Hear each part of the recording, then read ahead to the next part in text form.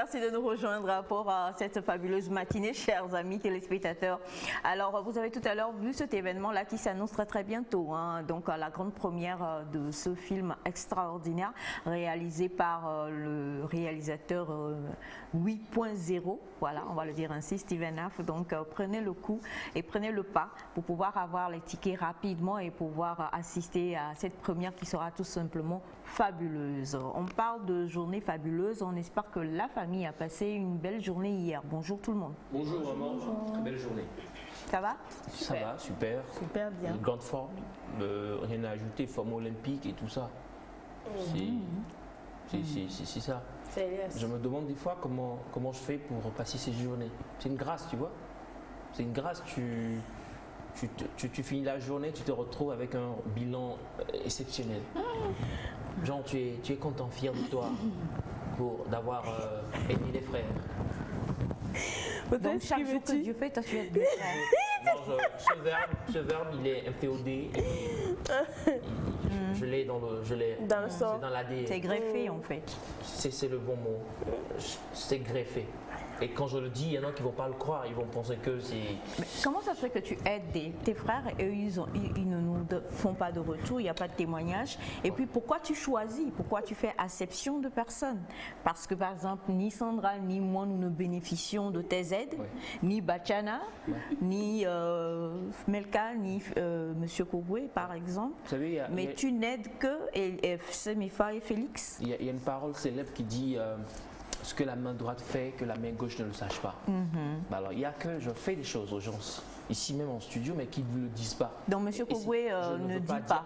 Ça, voilà, moi, je ne peux pas confirmer. Donc, Bachana ne veut pas témoigner. Voilà, je ne peux pas confirmer ou infirmer. Bah, écoutez, on va demander à Bachana le dernier bienfait d'Elias. Pas forcément.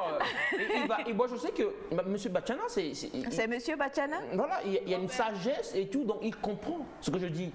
Il comprend qu'il faut pas dévoiler publiquement les bienfaits de certaines personnes, comme moi, par exemple. Mais tu lui fais du bien. J'en fais. Est-ce que tu fais du bien à Bachana? Je fais du bien à plusieurs personnes. Est-ce que tu fais du bien à Bachana? Question directe, réponse directe. Je ne donnerai pas de nom pour ne pas froisser, frustrer et tout. Parce que c'est important de préserver l'identité. Alors c'est vrai, hein, et je tiens à le dire aussi, Elias est donc le président de l'ONG ERFA. Voilà. Et je tiens à le dire également, on vous donnera le numéro d'Elias tout à l'heure. Et pour toutes les personnes... qui sont dans le besoin, qui ont besoin peut-être de se faire aider, de faire aider leurs enfants surtout, parce qu'il est beaucoup plus au niveau du droit des enfants, du bien-être des enfants. Alors si peut-être vous connaissez des orphelinats, vous connaissez des enfants qui sont en situation difficile, le numéro vous sera donné tout à l'heure afin que vous puissiez le contacter. Non, Elias, il a vraiment... La dernière fois que tu as dit ça, mon Facebook et Messenger va faire quoi? Non mais sérieusement, je ne l'ai jamais dit, mais pourquoi? Donc tu n'aides pas? Non, j'aide bien sûr, mais c'était dit genre, tout ce qui veulent de l'aide, allez écrivez à Elias. C'était inondé après. D'accord. Bon. Bonjour Émilie. Bonjour maman Aïcha, bonjour le plateau. Bonjour à vous chers téléspectateurs, téléspectatrices. Vous savez très bien que le réveil n'a jamais été mérité, mais c'est accordé par le numéro 1 de l'univers. Alors vaut mieux tirer la meilleure partie de chaque journée. Alors ce matin, je m'adresse à ce champion, à cette championne qui se prépare pour vaquer à ses occupations. Il faut savoir que tu es le meilleur et il y a encore un meilleur que tu dois donner de toi. Alors passe une bonne journée et si tu as quelques minutes à nous accorder, bienvenue sur le plateau de Nectar. Bonjour. Bonjour à ce champion et à cette championne. Et je crois que Émilie a déjà tout dit. Hein. Et puis aussi, on souhaite encore une fois bonne chance parce que le probatoire a démarré depuis lundi. Donc, bossez dur, chers champions et championnes. Fafa, maman, ça va bien? C'est vrai qu'elle a une voix un peu toi qui bénéficies énormément des bienfaits d'Elias, normalement, tu ne peux pas dire le contraire. Tout doit aller bien. Non, ça va. Elle va bien. Tu peux attester. En tant qu'être humain, il y a des jours sans. Il y a des jours avec. Mais moi, je trouve qu'elle va bien. D'accord. On travaille à sa bonté, on travaille à la... Vous travaillez à sa bonté? À la bonifier. Bon. Comme un bon vin. Bonjour les amis téléspectateurs. Je suis déjà dépassée ce matin, donc quand même, bonne arrivée dans Nectar. Moi, mon message va aux mamans qui se battent tous les jours. Vous vous réveillez tôt et vous essayez en fait d'être toujours courageuse pour vos enfants. Surtout être une écoute pour les enfants, c'est une grâce. Tout le monde n'a pas une mère qui puisse s'asseoir et l'écouter aujourd'hui. Donc si vous êtes là, vous êtes maman, prenez le temps de vous asseoir, de causer avec vos enfants. Et si vous faites déjà beaucoup de courage, ne cessez pas de continuer parce que vous êtes une force pour vos enfants. Merci beaucoup, Semifa et Sandy. On parle des mamans justement. Comme toujours, c'est les mamans ou c'est les mamans ou c'est les mamans. C'est mamans ou rien quoi, parce que la plupart des temps, papa n'a pas le temps d'aller vérifier par exemple dans le panier pour voir si tout va bien. C'est toujours maman qui s'occupe. Des fois on s'oublie même, on s'oublie soi-même étant parent, surtout étant maman, on s'oublie complètement parce qu'on veut veiller au bien-être des enfants.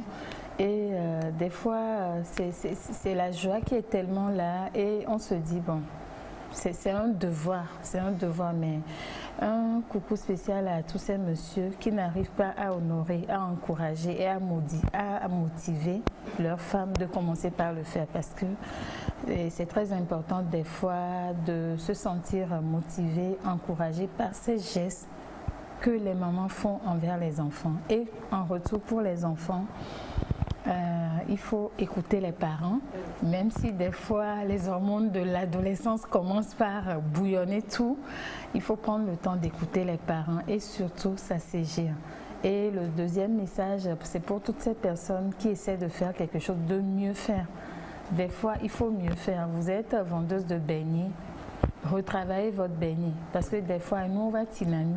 Donc, dans chaque activité, essayez de faire le mieux dans ce que l'on fait. Quelle que soit votre activité, il faut innover. Mieux faire. C'est très important. Innover.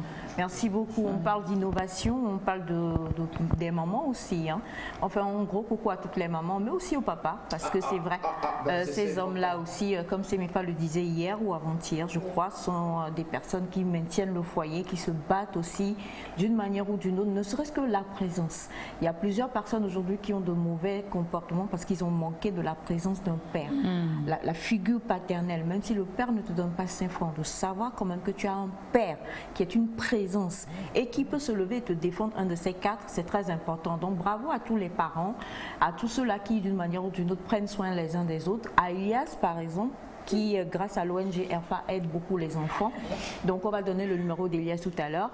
Et oui, pour que tu puisses continuer ta passion. Mais moi je préfère plus qu'ils aillent sur les réseaux sociaux, sur nos comptes sociaux, vous savez. Parce que là, bon quoi. On va donner le numéro d'Elias tout à l'heure. Okay. Mais pour l'heure, comme toujours, vous savez, on aime bien tout instaurer avec une belle sonorité musicale. Et cette fois-ci, on y va avec Black K, C'est mal fait.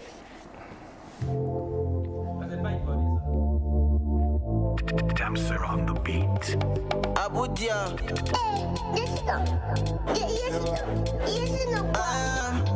Toi tu rembourses pas crédit. C'est mal fait. Tu sois le gars de ta copine. Tu connais pas la honte. T'es fou quand tu donnes faux pied. Mal fait no one. Quand t'es pas utiliser les gigas.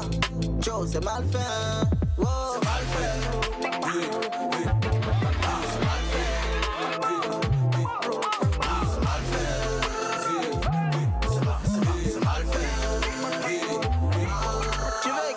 Toi et moi, pourtant tu sais même pas lire. Elle m'envoie dans la chambre, elle dit y a quelque chose qui nous lie. 3 places, il enceinte la go. Et puis il dit c'est pas lui. Il a décéphalé, cherche au goyache, non c'est pas lui. C'est mal fait. Tu veux des pièces, je te donne maillot de bain. C'est mal fait. Dehors tu joues les boss, mais tu dois 6 mois de loyer. C'est mal fait. La vie est devenue chère. C'est mal fait. Ici y'a pas réseau. C'est mal fait. Quand il s'agit de ballons, y'a des gens qui doivent se taire. Yop City, capitaine de Concordie. Mais à Cocody, on mange aussi Concordie. Mais les chocodis, ils mangent pas Cocota. Mon ami Gomanet, putain, ça c'est Cocota. Toi tu rembourses pas crédit. C'est mal fait. Tu sois le gars de ta copine. Tu connais pas la honte. T'es fou quand tu donnes faux pied. Mal fait, no one. Quand t'es pas utiliser les gigas. Joe, c'est mal fait. Wow. C'est mal fait.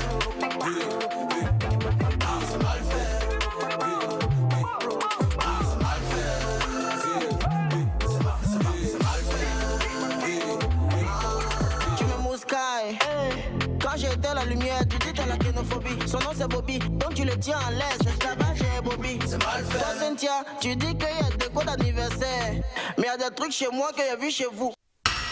Toi Cynthia, tu as dit moi ma décoration était une décoration d'anniversaire. Pourtant pour toi, j'espère que tu n'as pas oublié ta décoration. Non, pas de décoration, tu te tais. Pourtant moi j'ai vu des trucs chez moi que j'ai retrouvé chez vous. Chez vous là, c'est-à-dire? T'as vu quoi? C'est mal fait. Tu dragues la voisine et lui fille du voisin. C'est mal fait. L'argent du marché, c'est dans ça que tu te mèches. C'est le bac que tu pètes. À midi tu rends visite. Quand il s'agit de bonne manière, y a des gens qui doivent se taire. Yam City, capitaine de Gorgoti. Mais un cocody, on mange aussi cocody. Mais les chocotis, ils mangent pas cocotin. Mon ami commande, dit ton soir c'est cocotin. C'est mal fait.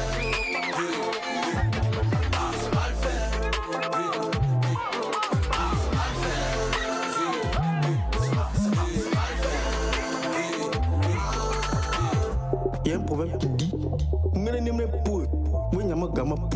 ce qui veut dire, si tu as bu, que tu as boit, que tu bois encore, faut pas t'étonner si tu vomis boire. C'est mal fait. Je t'amène à bon son. C'est bien fait. Massimo de Dallas, parfait 800. C'est pas de regret, ça monte, DJ iFest. Il va nous en mal débattre et des autres. Tellement c'est salé, même c'est devenu de son. Easy Dorine, je m'en vais à la réunion.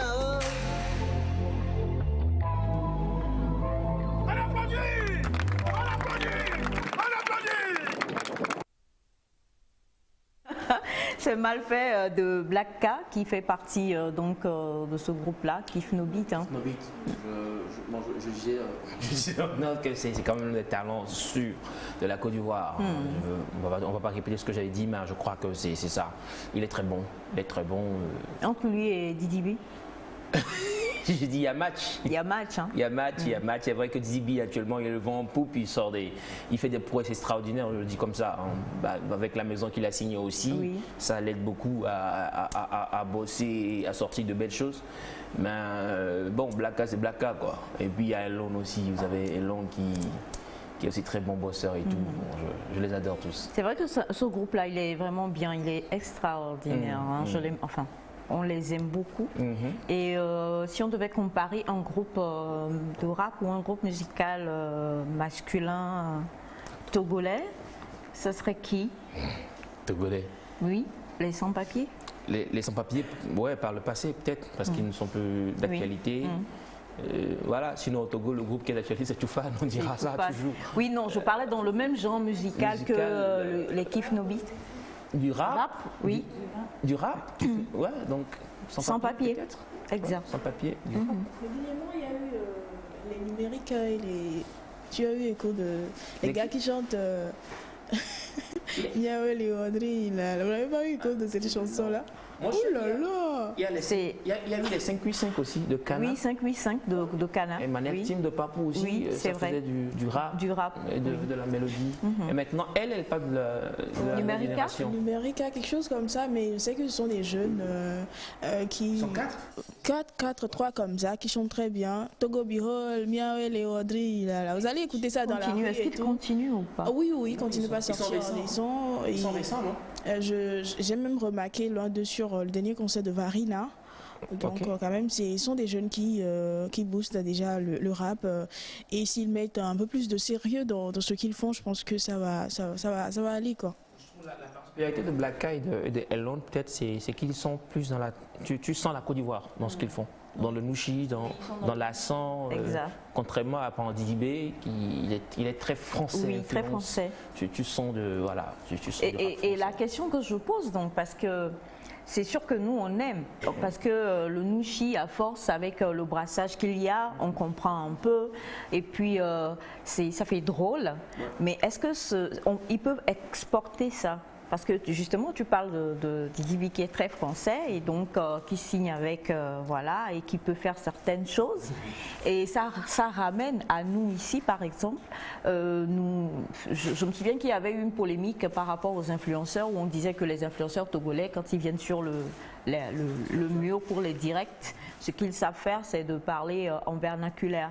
C'est pour ça qu'ils n'explosent pas. Je crois que tout le monde s'en souvient, mais est-ce qu'on a forcément besoin, toi qui es artiste, est-ce qu'en tant qu'artiste, on a forcément besoin, si on veut faire une carrière internationale, d'aller avec, je sais pas, nos langues importées, je suis désolée de le dire, français, allemand et tout le reste? Non, moi je suis plus dans cette philosophie. Peut-être avant je l'étais. Il faut parler du français, de l'anglais, parce que ce sont des langues internationales et que ça peut bien prendre.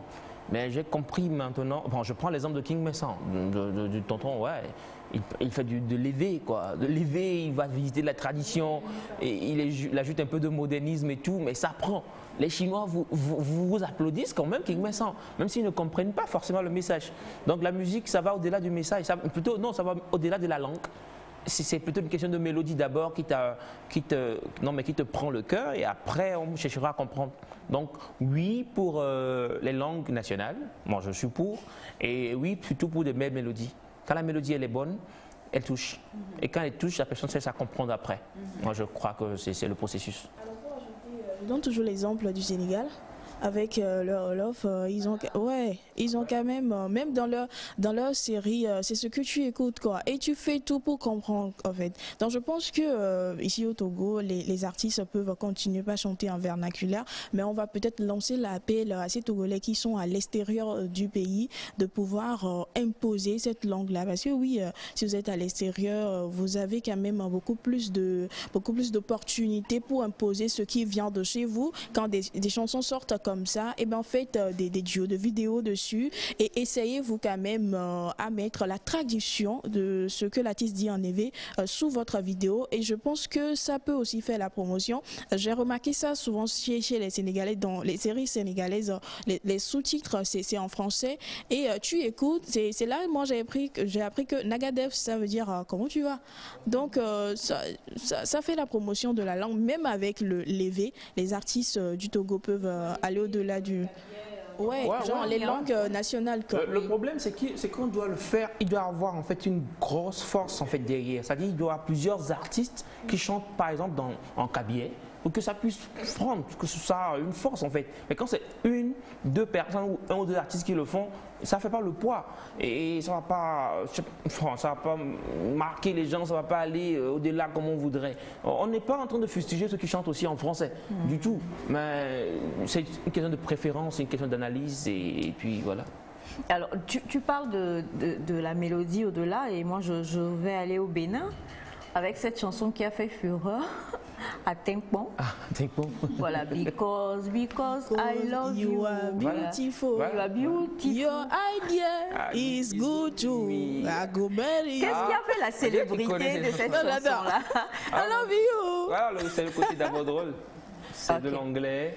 Mais tu sens en fait le fond derrière quoi. Il a fait des tournées avec ça. Il a fait des tournées. On dirait qu'il chante en fond en fait. C'est de l'anglais mais tu sens du fond derrière. Quand on te dit le Bénin s'est vite retrouvé. C'est ça. Pas que le Bénin, hein, parce que beaucoup ont aimé, beaucoup ont repris ça. Oui mais ça a commencé par le Bénin, n'est-ce pas? Voilà, donc ce sont les Béninois qui l'ont propulsé et puis au Togo c'est l'anglais, on comprend. Après tout ça fait un peu drôle, on rit. Il a dit comment tu get to me, ça fait rire et tout, mais et après ça se prend comme ça rapidement, mais donc il y a toujours un côté béninois dedans. Tu sens un peu de fond. Oui, c'est vrai. Il a fait même une chanson pour les écureuils, en tant que j'étais à la Cannes, toujours avec le même style et puis ça prend. Le rythme aussi joue beaucoup. Oui, le rythme aussi.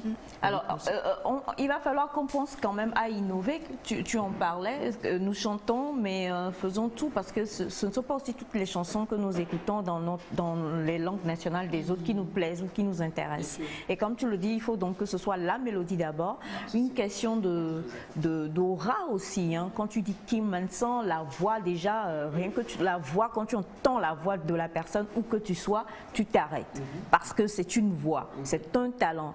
Il possède la scène, il danse, c'est un lion en fait. Donc, il faut un travail. Il faut un travail, hein. Mais oui, c'est pareil, on ne comprend pas tout, mais voilà, il faut un gros travail derrière.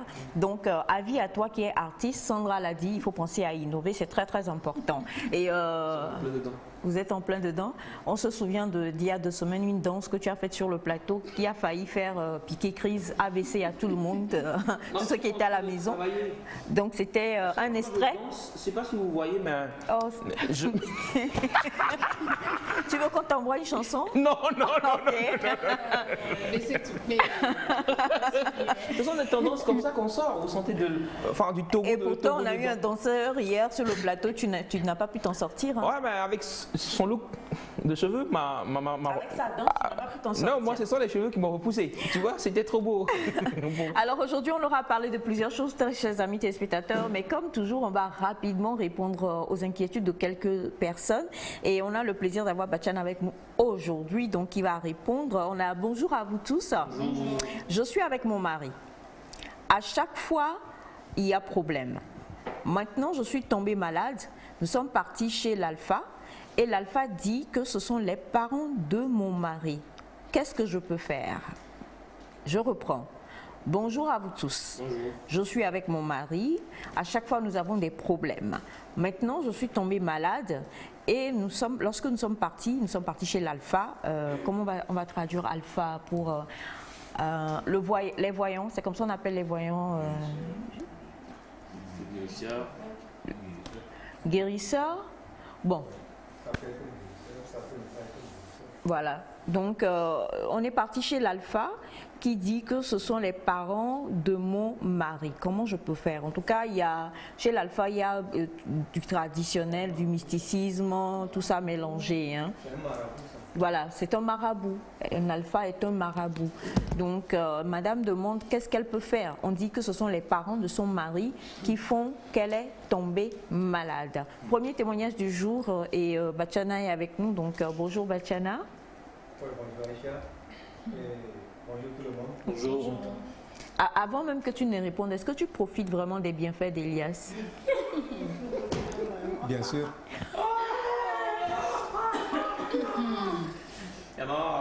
Rien que sa présence aussi, c'est un bienfait. Oui.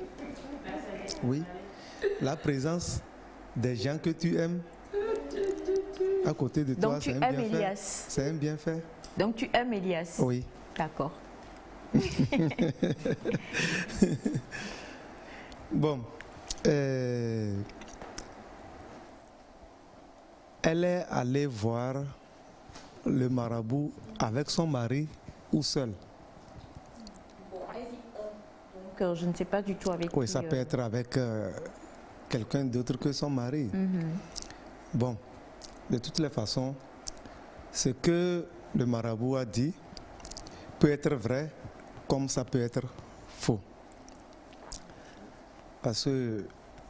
Le marabout peut se tromper? Oui. Ce n'est pas tout marabout qui dit la vérité. Ce n'est pas tout marabout qui dit vérité. Il y a des gens, ce qu'ils ne peuvent pas faire pour ne pas perdre son client, accepte qu'il le fait. Bon, maintenant que le marabout a vu que c'est les parents de son mari, comme c'est lui qui a pu déceler ça, ce qui veut dire qu'il peut désenvoûter la dame. Si c'est ça, il n'a qu'à désenvoûter la femme. Mais il ne faut pas que la femme aille faire du tapage dans la famille, dans sa belle famille. Et si pour la désenvoûter, il lui demande peut-être d'aller faire quelque chose, d'aller peut-être enterrer quelque chose dans la maison de la belle famille ou mettre quelque chose dans la nourriture de quelqu'un? On ne peut pas aller dans la maison de la belle famille pour enterrer des choses, soi-disant on veut désenvoûter la dame. Non. On l'a fait quelque chose, il peut désenvoûter sans aller enterrer des choses. Aller enterrer des choses souvent, c'est pas bien. Tôt ou tard, ce que tu as enterré Sandra va se tourner vers toi. Ça va se tourner vers toi. Moi, je ne conseille pas. Avoir un talisman, aller enterrer des choses, ce n'est pas bon, ce n'est pas du tout bon. Chez nous, on dit que tu associes quelque chose à Dieu. Oui. Et c'est interdit. Donc, par les prières, le marabout, s'il est sûr, par les prières, il peut le faire.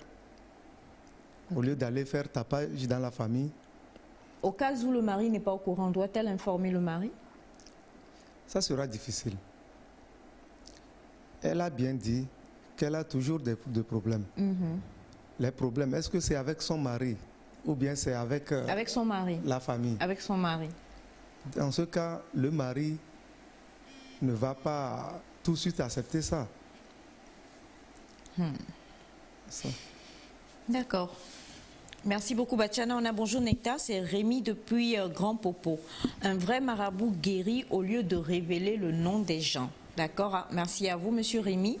Et nous avons, bonjour Nectar G7, un alpha, c'est un marabout. Et pour être plus sûr, elle n'a qu'à consulter 2 autres marabouts avant de décider de quoi que ce soit. D'accord, merci pour votre rapport. Bonjour Nectar. Bonjour. Moi, c'est H.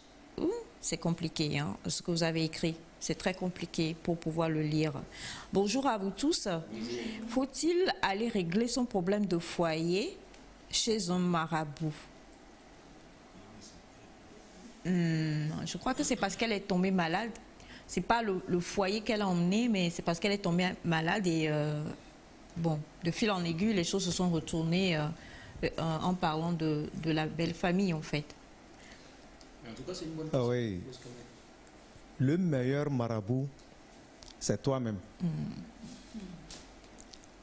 Le meilleur marabout, c'est toi-même.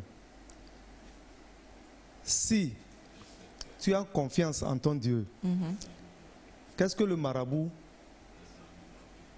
peut te faire plus que toi-même? Mais si tu es musulman,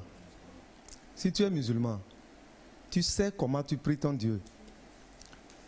Le marabout, avec ses problèmes aussi dans sa famille, il a des enfants. Ça, oui. C'est une question qu'on ne se pose jamais. Hein? Oui, le marabout a des problèmes aussi dans sa famille. Pas forcément. Tu crois que le marabout va laisser le problème de sa femme ou bien de son enfant passer toute une nuit pour prier pour toi? Le seul marabout pour toi, c'est toi-même. Prie ton Dieu, que tu sois musulman ou chrétien. Exact. Vas-y, parle à ton Dieu. Il réglera ton problème pour toi. Merci beaucoup Bachana et madame, j'espère que vous avez écouté. On va lire rapidement ce deuxième témoignage. Bonjour Nectar, j'espère que vous allez bien. Super bien, super. Alors s'il vous plaît, j'ai besoin de votre aide pour trouver une solution. En fait, je suis une étudiante et comme je n'ai pas cours tous les jours, j'ai voulu avoir un travail à temps partiel. J'ai suivi une formation en restauration, mais je n'ai rien dit à mes parents parce que j'ai plusieurs fois parlé de formation que j'aimerais suivre à ma mère. À chaque fois, elle me dit des phrases qui me découragent. Alors pour cette fois, j'ai préféré ne rien lui dire jusqu'à ce que je trouve du travail. J'ai payé tous les frais en inventant des dépenses pour l'université et aussi avec mon argent de poche. Maintenant, le problème, c'est que l'agence dans laquelle j'ai suivi la formation organise une cérémonie pour la remise des attestations et ils ont remis une invitation pour les parents. Je ne sais pas quoi faire. Leur dire et affronter leur colère ou ne rien dire et assister à la remise seule ou alors ne même pas y aller et récupérer mon attestation après. J'ai peur, je ne sais pas comment faire.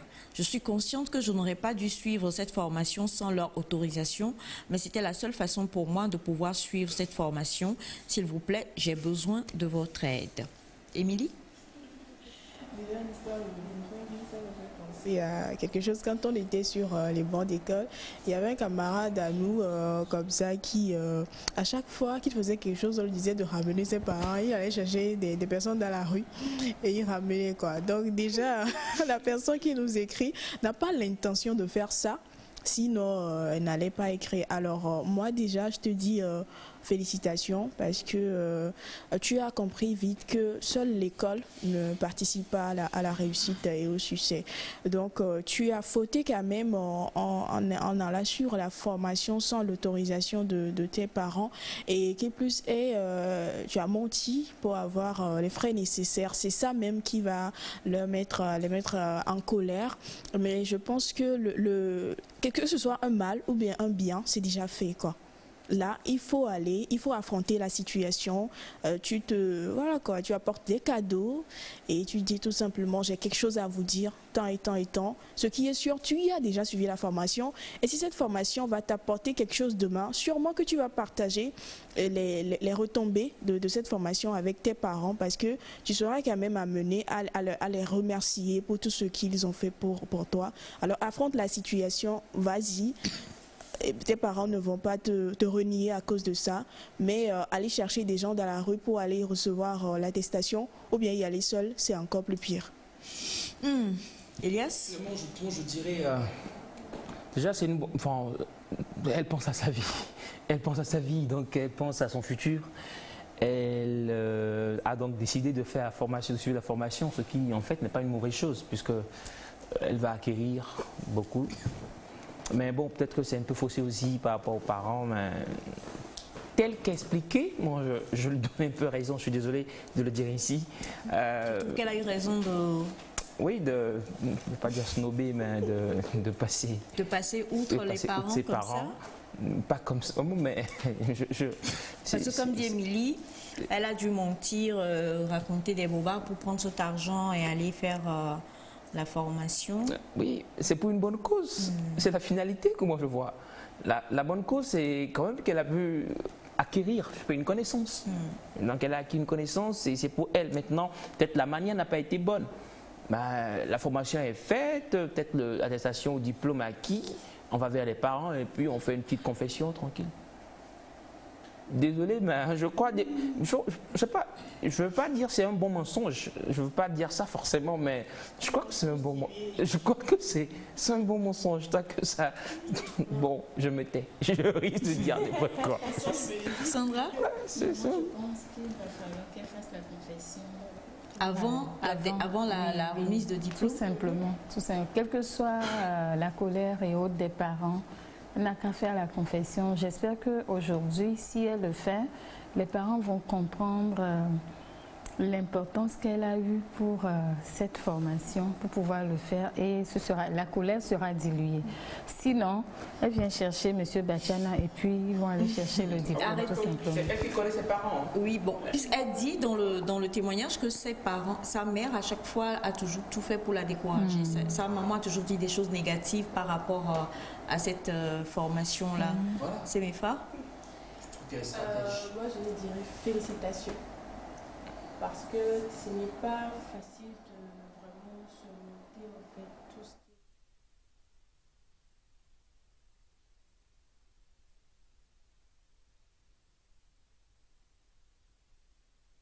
Et ça détruit même quand ça vient de la famille, tu te retrouves au milieu en fait C'est bon? Des insultes, des cris et tout ça. Ouais, parce qu'une fois si tu mets une situation devant tes parents, tu voudrais qu'ils te disent bon, ce qui est bien à faire c'est ça, ce qui est bon à faire c'est ça, mais pas un nom catégorique du coup et puis te mettre mal à l'aise. Je connais un ami qui normalement était parti dans un état étranger pour faire une faculté selon ce que son père disait, mais quand il a commencé, il a vu que non, c'est pas ce que moi je voulais. Mais dans l'idée de son père, c'est ce qu'il faisait. Mais à la fin, il a fait ce qu'il voulait, il a fini. Aujourd'hui, il est un grand quelqu'un, mais paix à l'âme de son père. Mais avant que son père ne meure, il a dit, je suis fier de toi, je suis fier du choix que tu as fait parce que ça te représente. Donc, je vais dire à la dame d'aller voir ses parents, de leur dire que c'est comme ça que j'ai fait ceci. C'est vrai que je l'ai fait à l'encontre de ce que vous vouliez, mais c'est un truc que j'ai fait et ça me tenait à cœur. Et je m'excuse pour ça et j'aimerais que vous soyez là pour le diplôme. Et si elle pouvait aller avec quelqu'un de l'établissement qui soit fière de lui, qui pourra bien vanter ce qu'elle a fait et comment travail jusque-là. Ça déjà, ça va un peu apaiser le cœur en fait. Elias n'est pas d'accord. Tu n'es pas d'accord? Qui dit il faut qu'elle avertisse ses parents, mais qu'elle donne un jour plus tôt. De cette façon, si les parents lui interdisent de prendre l'attestation le jour J, le vrai jour J, elle pourra y aller tranquillement. Mais si les parents sont d'accord, elle revient un moment après et dira le vrai jour J en disant que c'est juste un report. Dans tous les cas, je pense que les parents auront de l'estime pour elle au regard des efforts qu'elle a faits. L'essentiel est qu'elle les informe, qu'elle a suivi la formation. Alors, elle n'a qu'à avouer à ses parents et leur demander pardon. En tout cas, son mensonge a été positif. Bonjour la famille, moi c'est Rafia. Bonjour. Alpha, bon ça c'est pour le témoignage précédent. Je vais revenir sur votre message. Bachana? Oui. Si les parents ne voulaient pas, pourquoi ils ne voulaient pas? C'est parce que les parents ont peur qu'elle risque d'abandonner l'école. Maintenant qu'elle n'a pas abandonné l'école, moi je suppose qu'elle évolue bien à l'école. Maintenant que les parents savent qu'elle va toujours à l'école et qu'elle réussit à l'école, mais quand elle va il ira vers les parents et les annoncer la remise de son attestation, ils seront fiers. Bien sûr, au début, ils vont se poser des questions.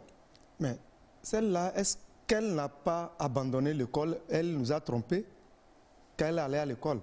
Mais elle doit prouver aussi qu'elle continuait l'école. Et elle faisait les deux ensemble. Les parents seront fiers.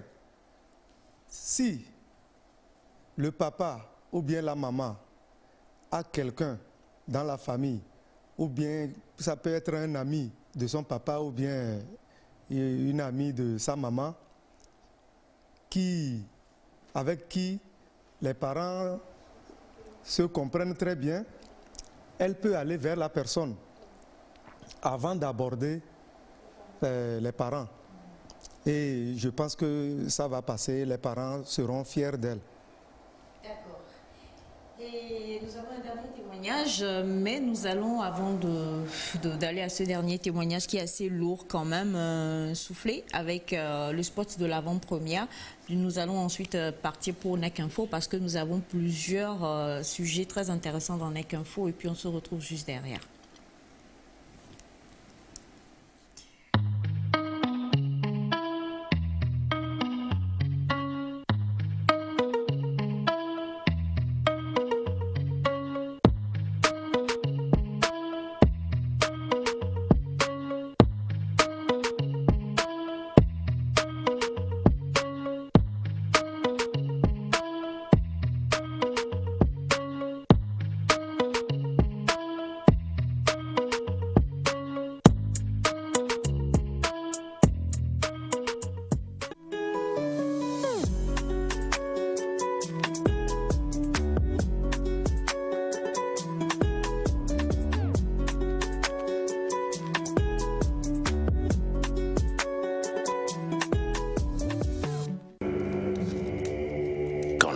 Du pouvoir l'emporte sur les vœux sacrés.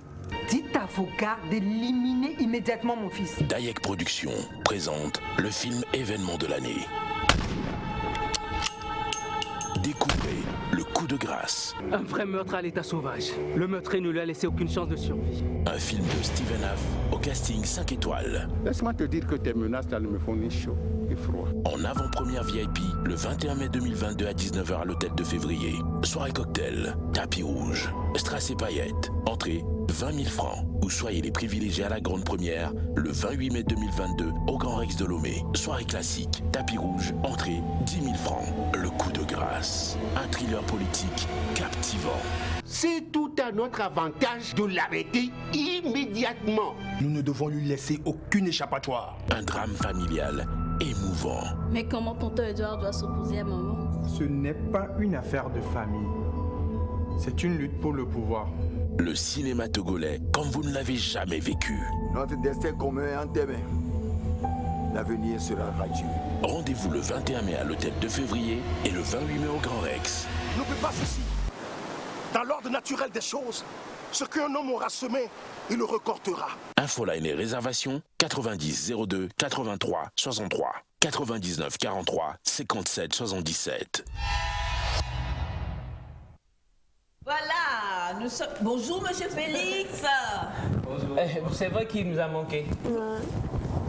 Vous nous avez manqué. Hein? Et toi, Félix, qui bénéficie chaque jour des bienfaits d'Elias. Des bien coups d'Elias, maman. Blamia, c'est l'eau. Il y a des choses qui... Il y a des gens... Attends, tu bénéficies vraiment des bienfaits d'Elias? Philosophique que est-ce que la main gauche de Tom, il ne faut pas que la main... Et là, on a mis.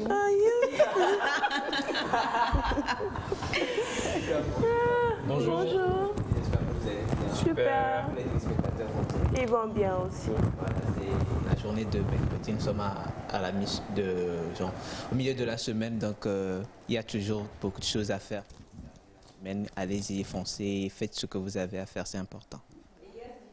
Un témoignage pour dire que beaucoup de choses se passent bien dans ta vie. Oui. Oui. Il a de belles choses dans sa vie. Oui. Tu es amoureux? Non. De mon travail, oui. De mon travail, beaucoup de mon travail. Tu n'es pas amoureux de ta mère? Si. Non. Il aime sa maman, il n'est pas amoureux. C'est dire, je parle pas de. C'est comme on dit, je suis amoureux ou amoureuse de la vie. Je ne parle pas de. J'ai pas des idées mal intentionnées. Qu'on ne doit pas être amoureux de sa maman. Je suis pas d'accord. D'accord. Allez. On va partager quelques informations et enchaîner avec les sujets dont on avait parlé la dernière fois. La première information, c'est depuis la semaine passée, c'est au Bénin. Il y a eu un grand élan de patriotisme au Bénin par rapport à la statue de la reine Tassi Hangbe qui a été instaurée. Alors, ce n'est pas encore inauguré, mais c'est une grande statue de 30 mètres de haut qui rend vraiment honneur aux Amazones. C'est la première et la seule femme à avoir régné sur le royaume de Dahomey, le royaume dont Émilie nous parlait la semaine dernière. Donc, elle n'a régné que 3 ans, mais son règne a impacté vraiment sa société parce que c'est elle qui a initié le clan des Amazones, qui sont des femmes guerrières dans ce royaume-là. C'est elle qui a initié cela et c'est une grande fierté pour le peuple béninois qui vraiment célèbre cette statue-là, qui rend honneur à cette reine-là. Seconde information, alors on va passer, bon, ça c'est la victoire du boxeur camerounais par rapport au championnat anglais depuis le dimanche passé. Donc bon, c'est un peu tard, mais on va passer. La troisième information, c'est par rapport au Cameroun. Alors il y a une vidéo d'une jeune fille qui a circulé sur la toile. Qu'est-ce qui s'est passé? La jeune fille causait avec un monsieur qu'elle a rencontré forcément sur les réseaux. Le monsieur insistait pour la rencontrer. Et le monsieur insistait parce que le monsieur avait un présent pour elle, un cadeau pour elle. Et elle est venue. De loin, elle a aperçu le monsieur. Le monsieur tenait un bouquet de fleurs. Et elle était avec son amie. Elle se dit, ben, quoi, au Cameroun ici, tu m'invites et c'est un bouquet de fleurs que tu veux m'offrir. Elle prend son téléphone, elle filme le monsieur à son insu en se moquant complètement du monsieur, comme quoi, genre, il se croit ou quoi, il n'est pas en Europe ici. Et elle met cette vidéo sur les réseaux sociaux. Alors, beaucoup ont condamné cet acte-là parce que le bouquet, c'est symbolique. Et c'est un geste d'attention. C'est un geste d'attention. Et puis, ce qui me tique, c'est que elle n'est pas encore allée au rendez-vous. Peut-être que le bouquet, voilà, peut-être qu'il y a autre chose derrière.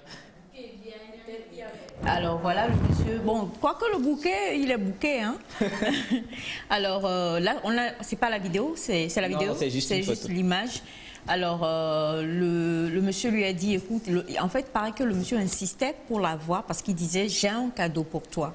Donc quand elle est arrivée et qu'elle a vu de loin le jeune homme qui tenait un bouquet de fleurs, elle s'est dit, bon, il faut dire que les fleurs, maintenant, ça entre un peu dans nos mœurs africaines. Hein. Nous ne sommes pas trop... Parce que, attendez, en Europe, aux États-Unis et autres et tout ça, ils ont des espaces verts réservés. Nous vivons dans la verdure, déjà nous-mêmes. Non, sérieusement, nous avons des fleurs, des fleurs sauvages un peu partout. Nous avons déjà des arbres. Nous sommes inondés un peu de chlorophylle déjà. Donc, il faut quand même une certaine compréhension avant de se dire qu'on t'offre un bouquet de fleurs que waouh. Alors que, comme tu le dis en Europe, aux États-Unis, chez les autres, bah, c'est des immeubles partout, c'est de l'asphalte partout, tout est sec. Donc, du coup, quand on t'offre un bouquet de fleurs, c'est vraiment une...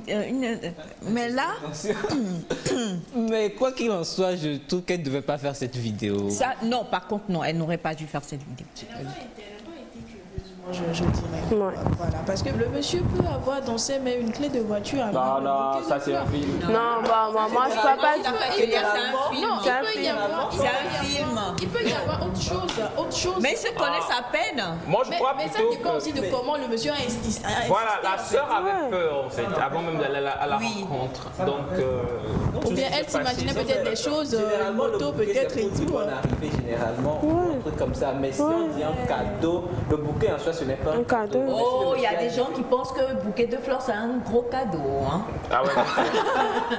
Des gens comme nous, on trouve ça très symbolique. Et ça... Ah, je me rappelle. Un bouquet de fleurs, nous sommes très peu importe la raison, elle n'a pas bien fait de refouler. C'est qu'elle aurait pu s'approcher, voir de quoi il en retournait, prendre et puis dire à la personne, bon, je ne suis pas très fleur, il ne faut pas m'en offrir la prochaine fois, au cas où il n'y aurait pas eu un autre cadeau qui accompagnait le... Mais insister quand même, j'habite à Djagoulé, tu me dis de venir à Lomé, tu insistes et finalement peut-être c'est juste pour m'offrir un bouquet de fleurs alors que j'ai vu plein de fleurs sauvages de Djagoulé jusqu'à Lomé. C'est un peu compliqué. Il faut plusieurs choses pour changer ça. Maintenant, c'est très mal. Non mais sérieux, c'est très mal de se mettre de côté, de filmer. Oui, elle a envoyé ça à sa copine et c'est sa copine qui a balancé ça sur les réseaux. C'est pas bien du tout. Donc fais attention quand tu donnes rendez-vous aux jeunes femmes. Ça m'étonne pas, c'est le Cameroun. Oui, mais on ne peut pas se permettre attention, certaines choses. Attention, on est très suivi au Cameroun. C'est le Cameroun en fait. Enfin, le portable, il faut bien l'utiliser. On ne peut pas filmer tout ce qu'on veut, c'est pas bien. Ouais, il faut qu'on mette sincèrement des garde-fous pour qu'on sache que non, mais là, on ne filme pas. Parce que, ben attends, ça, c'est pas bien du tout. Ouais, quoi. C'est vrai. Pas bien. Il faut affronter la chose d'abord. De toute façon, tu es déjà arrivé. Ça te coûte quoi de... Oui. Elle-même, elle est venue. Le monsieur avait l'air sympa, je ne l'ai pas vu, mais... Ah non, j'imagine. Ah, quoi, il avait des... Allez, on poursuit. Alors, on va enchaîner avec les sujets dont on devait débattre hier. Le premier sujet qui concerne, je vais dire, cette jeune femme-là qui a été assassinée au Nigeria dans la contrée de Sokoto. Elle s'appelle Deborah Yakubu. Elle est étudiante et les faits relatent qu'elle aurait célébré Jésus qui l'a aidé à avoir son diplôme. Et c'est pour ça que beaucoup de musulmans se sont plaints parce que ce n'était pas la première fois qu'elle blasphémait l'islam, c'est-à-dire ouvertement, elle était contre l'islam. Et le jour-là, c'était la goutte d'eau qui a débordé le vase. Et beaucoup de musulmans ont réagi jusqu'à ce que ça n'aille à la violence et elle a été brûlée. Et c'est ce qui a été relaté comme fait. Alors, beaucoup de personnes ont réagi par rapport à cette information. Les autorités même de la localité ont réagi. Cette région est à majorité musulmane. Très, très grande majorité musulmane. Et donc, la communauté a réagi en s'indignant de son comportement. Oui, on a son image, je crois. Les sujets dont on va parler, on a les images. Donc, beaucoup de personnes ont réagi pour dire qu'elle ne devait pas blasphémer, elle ne devait pas dire des choses contre l'islam et tout. Mais beaucoup n'ont pas réagi au comportement qui s'en est suivi, c'est-à-dire la vindicte populaire. Le fait qu'elle a été livrée aux gens brûlés vifs, ses parents sont encore vivants et on a interviewé ses parents, ils disent qu'ils ne peuvent rien faire sauf se remettre dans les mains de Dieu. C'est une phrase que moi j'ai trouvée très poignante parce qu'ils se sentent impuissants. ils se sentent impuissants parce que déjà, la fille est déjà morte et ils ne peuvent pas réagir. Et c'est devenu une affaire, je vais dire, de toute la région. Tous les chrétiens et les sudistes qui sont dans cette région sont poursuivis. On a des images où des gens sont partis se cacher sur les toits pour éviter d'être lapidés parce que la communauté musulmane s'est révoltée complètement contre les chrétiens et les sudistes. Donc, c'est une grosse affaire. Je trouve que encore aujourd'hui, qu'il y ait de ces divergences-là, divergences d'opinion, oui, mais aller jusqu'à la violence sur un être humain, pour moi, c'est non, quoi. Les images, si c'est possible, on va essayer. Voilà, déjà la victime, et puis comme tu le dis, ah, d'accord. Alors, pendant qu'on parle, on parle de vindicte. Oui, ça. Bon, déjà, là, je crois que là, c'est la vidéo. Est-ce que... En termes de vindicte populaire, moi, je crois que c'est sincèrement... Bon, déjà, moi, je voudrais revenir sur une chose. Félix disait que, en fait, selon les recherches qu'il a faites, on dit que la jeune femme, elle a obtenu son diplôme et elle est venue plébisciter grâce auquel elle aurait obtenu cela. Est-ce que c'est un blasphème contre... Bon, là, on a des images des chrétiens de Sokoto qui sont malheureusement... ils se cachent. Ils se cachent, hein? Voilà, les parents de la jeune femme. Et je crois qu'on aura... Voilà, ça, c'est elle-même. Est-ce que déjà, c'est un blasphème? Parce que, est-ce qu'elle a prononcé le nom du prophète? Alors, selon les dires, le jour J, non. Voilà, les violences à Sokoto. Le jour J, non. Mais son entourage dit que même à l'école, elle a eu des avertissements pour avoir prononcé des paroles contre l'islam. Donc, c'est-à-dire qu'elle parlait depuis et les gens emmagasinaient. C'est pas une première fois, c'est ça? Ok.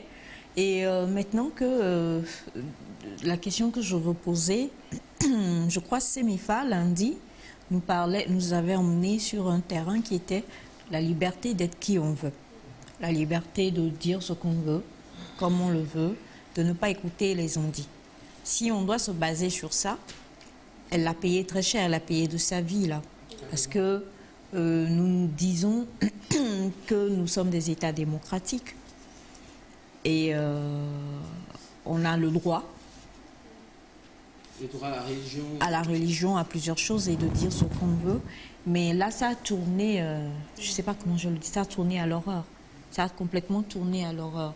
Selon vous, a-t-elle, bon, malheureusement, elle n'est plus là, mais raison, elle a tort, elle a raison? C'est un sujet très sensible.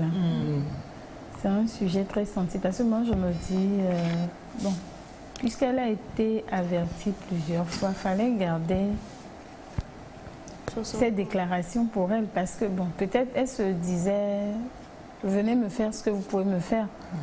Parce que dans un État comme ça, on sait un peu, à peu près, que dans les États comme ça, quand vous optez pour Jésus, il faut vivre caché.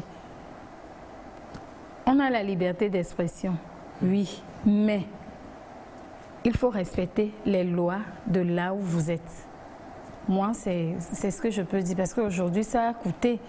Si elle était vivante, elle a été juste brutalisée, peut-être elle comprendra et elle saura peut-être comment parler de Jésus normalement, prochainement. Mais ça lui a coûté la vie. C'est un sujet très... Moi, j'y pensais, je me dis, mais c'est comment? Je commence déjà par dire non au fanatisme religieux, parce que je crois que c'est ça la source de tous ces mots-là. Il y en a qui, oui, religieux, mais à l'extrême. Il y en a qui ils voient la chose sous un autre angle. Et malheureusement, ce ne sont pas forcément tous les musulmans de cette localité qui forcément auraient perpétré un tel acte. Mais il y a juste peut-être une minorité qui, ils sont très fanatiques, ils sont très conservateurs, ils disent non sur des bords et tout. Voilà, c'est ce qui entraîne ces petits problèmes. Et quand on parle de religion, je dirais que la limite est tellement mince qu'il faut faire attention.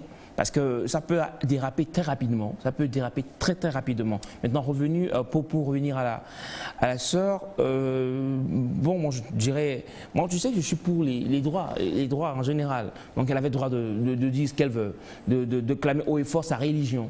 Quel que soit, moi je dirais bien le contexte, parce que si on ne peut pas dire ouvertement qu'on est chrétien, je dis, que peut-on dire alors?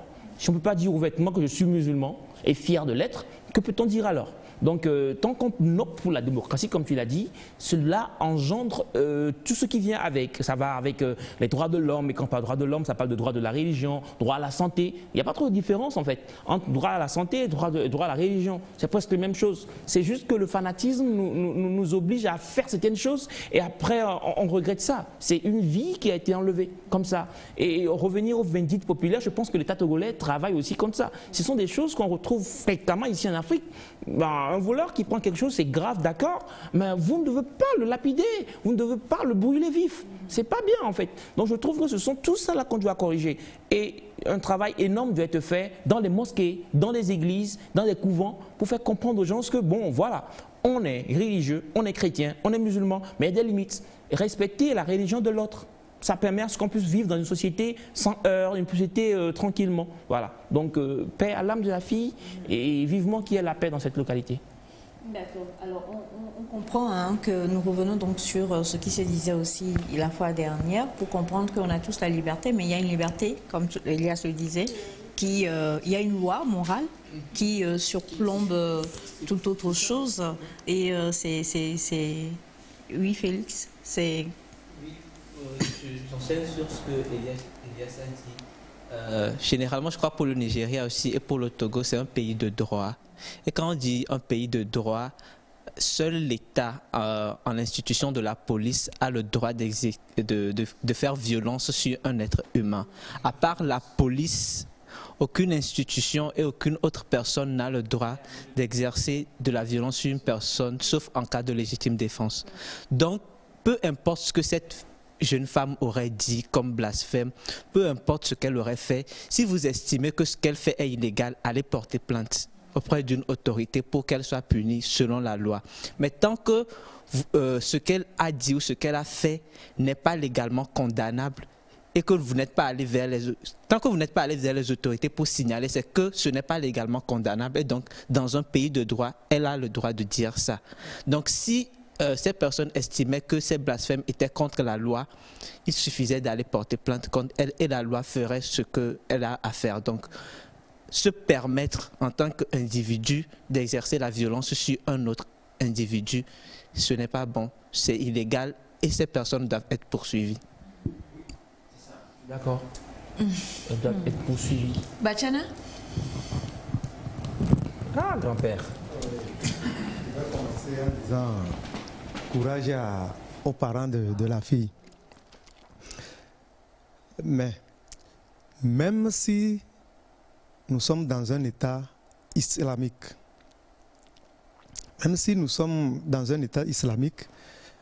et que quelqu'un désobéit à la religion, nul n'a le droit de se faire la justice. Vous signalez cette personne aux autorités et on juge. Lorsqu'on juge et on constate que la personne est vraiment coupable, il y a des sanctions prévues par la loi. Ce n'est pas à toi de le faire. Et pire, le Nigeria est un pays laïque. Même si dans la localité, les musulmans sont majoritaires, le pays est laïque. Ceux qui ont tué la fille sont coupables, on doit les condamner. Normalement, on doit les condamner. Si votre université de la localité accepte ceux qui ne sont pas de votre religion, ce qui veut dire que vous tous, vous êtes condamnés à vivre ensemble, quelle que soit votre religion. Si je prends l'exemple au Togo, là, je veux aller dire par là que quand tu vis dans un milieu il y a les interdits du milieu, de ce milieu. Je ne vais pas tout de suite commencer par désobéir à ça, même si la loi ne m'interdit pas ça. Si je suis dans les lacs au Togo, je sais que là-bas, la majorité, c'est l'animisme. Si je suis dans un village là-bas et on me fait savoir que là-bas, la nuit, on ne siffle pas, ou bien on ne pile pas la nuit, ou bien je ne peux pas sortir torse nu, mais pourquoi je vais le faire? Si je le fais, c'est que je défie les gens. Ce que je défie les gens, c'est tout ça qui nous entraîne à faire certaines choses qu'on va regretter après. C'est la complexité du concept liberté. Oui, c'est ça. Ouais, c'est la complexité du concept liberté parce que... C'est tout ça qui nous amène à désobéir. Et puis, il y a les gens qui, certaines ethnies qui mêlent leur comportement à la religion. À la religion. À la religion. Nous n'appliquons pas, nous tous, nous n'appliquons pas réellement ce que les religions disent. Il y a toujours de nos... Peut-être c'est la haine envers d'autres ethnies et que cette ethnie n'est pas de notre religion, on profite. Nous avons la tradition aussi, nos traditions, même si nous disons que nous avons nos religions, mais nous avons aussi comment dire, les actions cultuelles. Pas culturelles, il y a culturel, mais il y a cultuel aussi. On va dire que nous, de cette région, nous sommes comme ceci. Et même si nous clamons que nous sommes tous unis parce que nous croyons en Allah ou nous croyons en tel ou en tel, parfois ce genre de choses vient, comme le dit Tchana, influer sur nos croyances religieuses et nous font faire certaines choses, ce qui est totalement aberrant. Mais le problème, c'est qu'aujourd'hui, comme tu le dis, la situation, elle va beaucoup plus, elle s'aggrave. Déjà, il y a la perte de Déborah, mais là, maintenant, la situation s'aggrave beaucoup plus. Donc, on espère de tout cœur qu'une solution va être trouvée et que tout le monde va pouvoir rester et demeurer dans la paix. Alors, le deuxième sujet, on va en Guinée. On va en Guinée où un jeune journaliste chrétien a choisi d'épouser une femme qui est d'origine musulmane. Encore les soucis de religion. Cette jeune femme, alors, s'il faut retranscrire l'histoire, ce n'est pas la première fois que cette jeune femme a voulu épouser un non-musulman. Alors, ce qui est dit, c'est que elle était avec un monsieur qui n'est pas musulman et elle a présenté ce monsieur à sa famille. La famille a dit pas question. Jusqu'à, ils ont fait tout ce qu'ils pouvaient pour séparer les deux. Le monsieur est parti déprimé. Et en partant, il a dit que cette famille la récoltera les conséquences de ce qu'elle a semé. Le monsieur, après cette séparation, a déprimé, et une maladie s'en est suivie, le monsieur est mort. Donc, la femme ayant appris ça, elle aussi a déprimé, elle est tombée gravement malade. On l'a emmenée dans un autre pays pour être soignée. Oui, voilà, le couple marié. On l'a amené dans un autre pays pour être soignée et c'est après son traitement, tout qu'elle a rencontré ce journaliste-là qui l'a aidé. Alors sa maladie ne s'améliorait pas trop et le monsieur lui a proposé de venir à l'église pour prier. Ouais, pour prier et elle a commencé par fréquenter de temps en temps l'église. Le monsieur organisait des séances de prière, même en son absence, monsieur demandait à ses fidèles de prier pour elle et tout ça. Et petit à petit, son état de santé s'est amélioré. Et de fil en aiguille, se fréquentant, ils sont tombés amoureux et ils ont choisi de se marier. Alors cette fois-ci, elle n'a plus averti ses parents et elle a fait son mariage et c'est sur les réseaux que sa famille a découvert ce mariage-là. Et ils se sont insurgés contre automatiquement jusqu'à faire une pétition à aller porter plainte auprès des autorités pour qu'on leur rende leur fille parce qu'ils ne sont pas d'accord avec ce mariage-là. Et la localité d'abord les peuls de la localité se sont ajoutés à la famille. Ce n'est plus une affaire de famille, mais c'est une affaire de communauté, d'ethnie.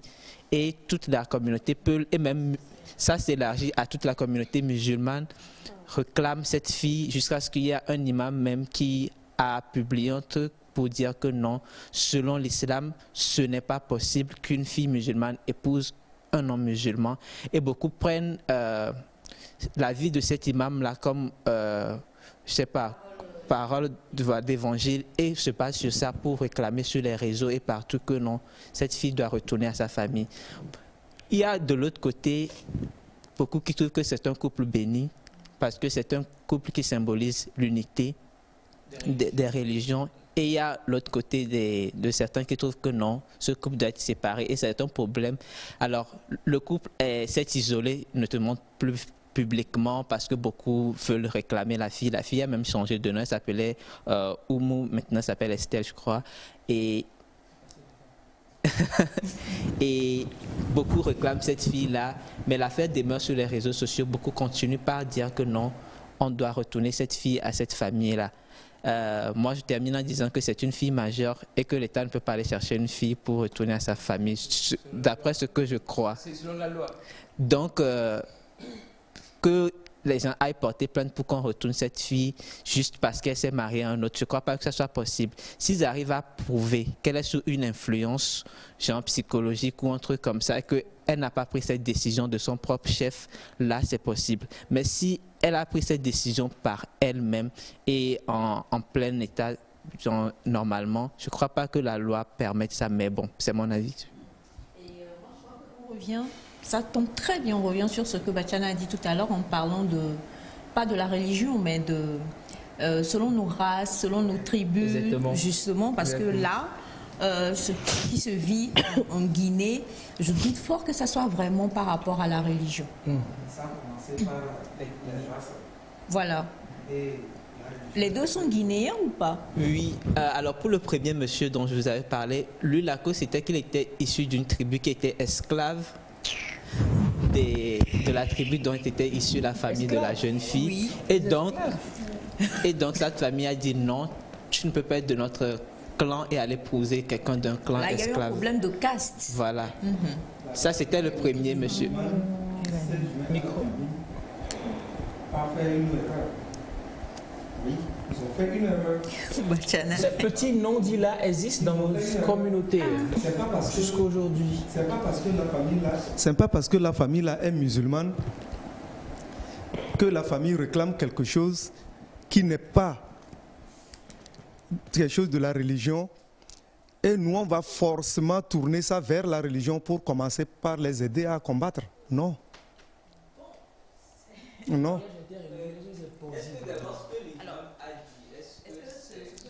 Oui, oui.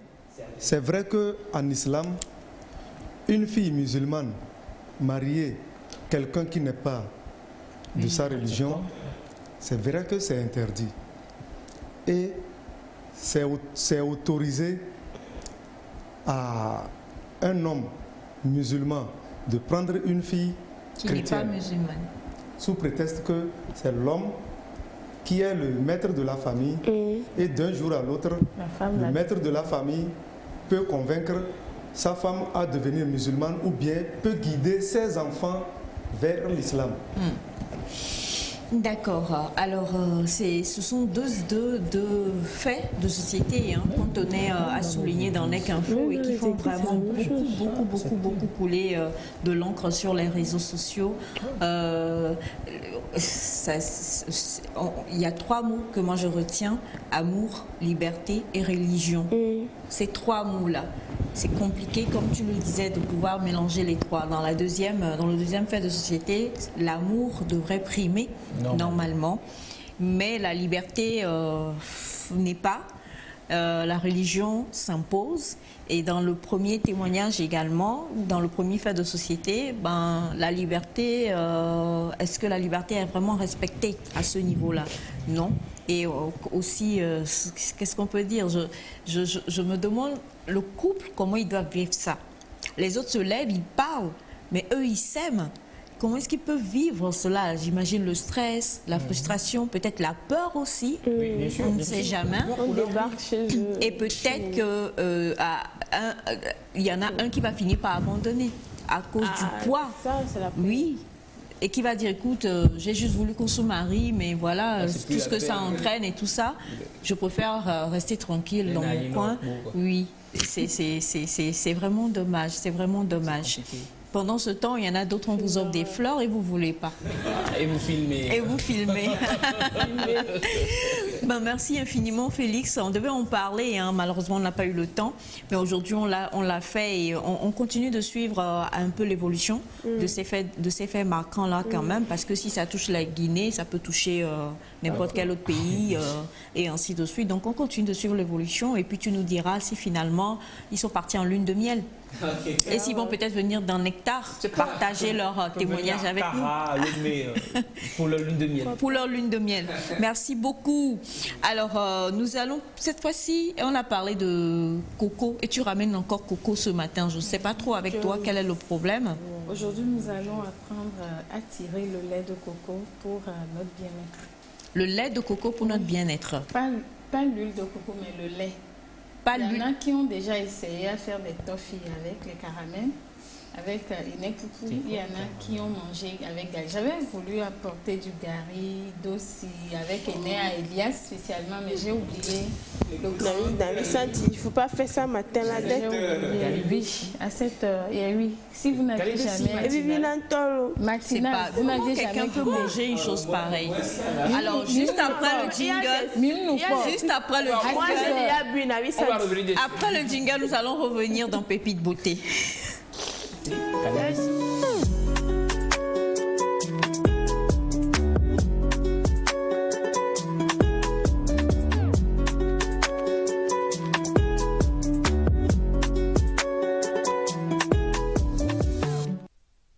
Est-ce que vous avez déjà mangé, tu dis quoi? Du gari avec de la noix de coco, c'est ça? Oui, poupou. Quoi? Tôt le matin. Oh, genre, tu prends gari et puis... Ça ne doit pas être bon, ça ne doit pas du tout être bon. En fait, sinon, c'est doux. Naturellement, c'est bon. Alors, il y a plein de recettes. Il y a plein de recettes qu'on peut faire avec ça. Vous pouvez préparer votre riz avec le lait retiré. Vous pouvez faire votre jinkou, mais beaucoup de choses. Mais aujourd'hui, nous allons juste caler sur le lait que nous allons procurer, surtout pour nos mamans spécialement ce matin. Vous avez envie d'avoir le visage rajeuni. Vous voulez chasser légèrement les rides et autres. On peut le faire naturellement chez soi, mais il faut avoir un frigo pour pouvoir garder ce lait dedans. C'est le meilleur lait, c'est le meilleur yaourt, plus que les yaourts que nous prenons. Parce que le yaourt que nous prenons, ça se fermente après. Là, c'est naturel. Sinon, ça se prend avec du gari. Bon, alors, on va le dire en français déjà. Le gari, donc, c'est le gari. Je crois que tout le monde connaît. Oui. Et on doit le couper, c'est ça? En petits morceaux. Et mettre sur le gari, ça va être tellement sec. Faut pas jouer. Regarde. Oui, je refuse pas. Mais non, mais alors tout le monde. Non, mais attendez, tout le monde ne consomme pas ça. Hein. Oui, mais il y a des gens qui sont allergiques. C'est risqué pour le ventre. Il y a des gens qui sont allergiques quand même qui ne consomment pas. Oui, il y en a qui sont allergiques. Cette noix de coco, différente de celle dont tu as parlé la fois dernière. Mais celle-ci, il y en a qui sont allergiques. Bon, vous n'avez pas de mixeur, prenez juste...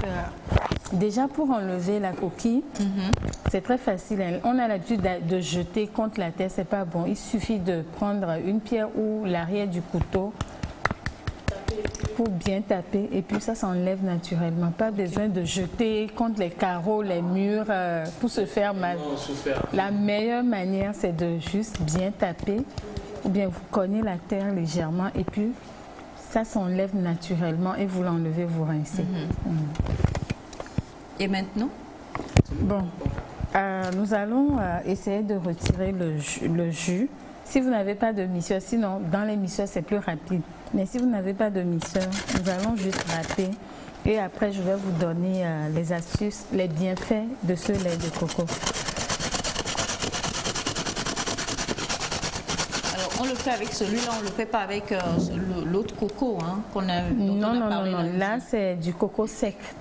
Trop mûr déjà. L'autre, c'était Adron. Ok.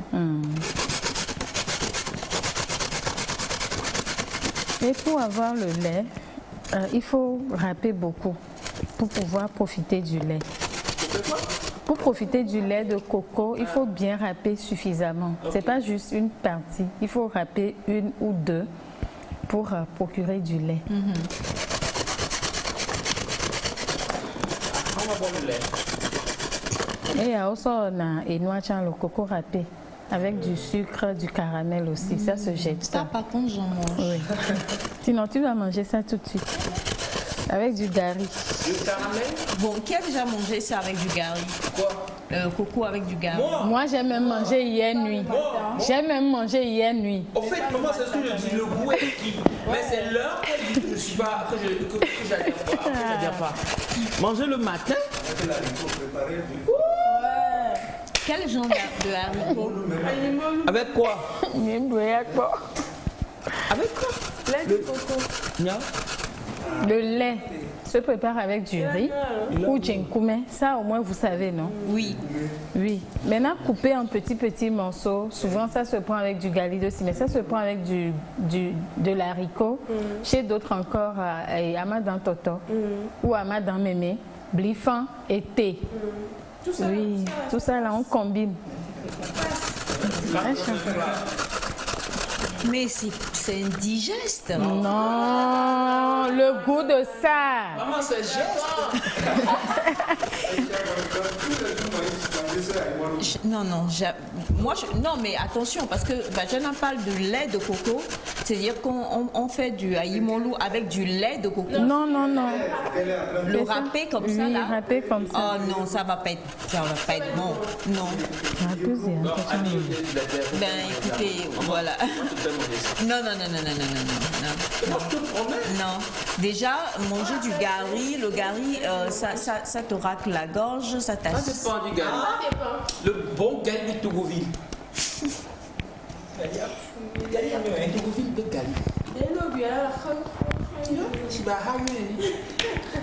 Ok, là on est en préparation du lait. Hein? Oui, on est en préparation du lait. Nous allons laisser un peu. Donc, Non, arrête. C'est-à-dire qu'on ou bien de l'eau tiède pour que le lait puisse vite sortir. C'est-à-dire que... légèrement. Alors, c'est-à-dire qu'on n'a pas de mixeur, on râpe. Oui, on n'a pas de mixeur, on ajoute de l'eau. On ajoute un peu d'eau. Un peu seulement. Et ensuite, nous allons tamiser. Non, on laisse un peu, mais maintenant je vais vous donner les astuces et les vertus avant de tamiser pour que vous puissiez voir ensemble le lait de coco. Mais quand tu dis eau tiède, ça veut dire qu'il faut chauffer légèrement l'eau, c'est ça? Oui, il faut chauffer l'eau pour que le jus puisse vraiment bien sortir. Oui, parce qu'avec l'eau froide, ça ne sort pas rapidement. D'accord. Je peux amener l'eau tiède et la mouiller. Oh, sinon, milliardier. Alors, ce qui veut dire que maintenant, on parle des astuces qu'on peut faire avec. Par rapport déjà aux bienfaits ou aux vertus du lait de coco, à part sur le plan bien-être et santé, nous allons juste aborder le côté bien-être par rapport à la peau. Vous avez dans les quarantaines, en allant, vous êtes fatigué des crèmes, visage, vous avez du mal à trouver le meilleur produit parce que vous aviez utilisé des produits qui vous irritent le visage. Nous avons la solution simple quand vous avez des irritations faciales. Pourquoi? Parce que la plupart des temps, nous utilisons des produits, des fois au soleil, ça ne marche pas. Ça ne marche pas. Des fois, nous nous retrouvons avec le visage plus terne que la couleur, le reste de la couleur de peau. Ça, c'est les effets solaires sur la peau. Chez certains encore, c'est l'uniformité, le manque d'uniforme par rapport à la peau parce que vous n'appliquez pas bien vos produits. Et la plupart des temps, nous utilisons des produits à contre-temps. On se jette sur les produits, mais on ne sait pas quand l'utiliser. Et on se retrouve avec des problèmes. Et pourtant, on se dit, j'ai ma gamme de produits, j'utilise, mais on ne l'utilise pas bien. On ne l'utilise pas bien. Là, c'est le contre-temps. Et nous avons certaines personnes aussi qui font des allergies à certains pains de savon, mais sans savoir souvent la cause. Nous avons le lait de coco qui vient raffermir la peau du visage ou le corps. Quand vous allez un peu dans les pays un peu comme chez les peuples, soit c'est de lait de vache qu'on prend pour préparer la peau avant le mariage. Oui. Vous vous baignez dedans en fait. Vous allez encore plus loin, vous allez vous mettre dans une baignoire et on vous verse le lait dedans, vous restez dedans. Ça a des effets sur la peau, pas que sur le visage. Et le lait de coco, le lait de vache, tiré en même temps, non dilué. Oui, quantité. C'est pour ça, dans les soins du corps un peu évolués, vous vous couchez, après un bon gommage, après avoir exfolié toutes les peaux mortes, on vous applique ce lait ou ce lait de coco sur tout le corps tout en massant et vous gardez 1 heure, 2 heures avant d'aller vous laver. Ce sont des soins à faire une fois l'année ou tous les 3 mois pour préserver la beauté naturelle de sa peau. Mais la plupart des temps, oui, Félix. Je voulais savoir si c'est autant pour les teints clairs. Non, c'est pour tous les teints. Au fait, ça n'a pas d'effet sur la couleur du teint, mais sur le type de peau. Pourquoi Félix aime faire la Je ne sais pas si vous... Oui, quand on parle de... Il a raison, parce que beaucoup vont se demander à Médien, à Méiboya, c'est quelle couleur de peau qui doit le faire. Là, on parle de tous les teints. N'importe quel teint peut l'utiliser. L'essentiel est que c'est le retour que ça fait sur la peau. C'est pour ça que quand nous prenons juste le visage, pour la plupart, vous avez des psoriasis, des eczémas, ça vient calmer la peau. À cause de cette priorité, parce que ça contient de la vitamine A, E et C. Donc déjà, ça a des effets, ça a assez bien fait sur la peau. Quand nous prenons toujours le lait de coco, ça donne l'élasticité. Peut-être vous n'avez pas des moyens pour payer du collagène. Optez pour la consommation et l'application. Il faut consommer. Maintenant, pour consommer, vous pouvez faire un mélange avec de la banane pour faire votre smoothie, que moi j'aime beaucoup. Ou carrément, vous mélangez, vous remélangez avec du yaourt nature. Ça dépend de ce que vous aimez. Mais la consommation intérieure et l'application extérieure jouent beaucoup. Et quand nous prenons nos mamans, vous vous réveillez le matin, il suffit d'appliquer. Faire un petit massage facial de temps en temps. Et si ça devient une routine, vous allez voir tout doucement, le visage et le décolleté reprennent les autres couleurs et vous avez l'air plus fraîche, radieuse. Tout. Donc c'est à peu près ça. Question. Alors moi, déjà, moi j'ai envie que tu puisses passer pour qu'on voit comment c'est le lait de coco. On devrait faire plus que ça. Ma rappeuse est un peu gros, sinon avec le misseur vous avez plus. On a beaucoup, merci. D'accord. Alors donc, ce qui veut dire que le lait de coco, comme on le voit, c'est bien pour toutes les carnations. Oui. Mais encore beaucoup plus pour les peaux matures. Oui, c'est pour les peaux matures spécialement. Si vous voulez faire... oui, les peaux matures.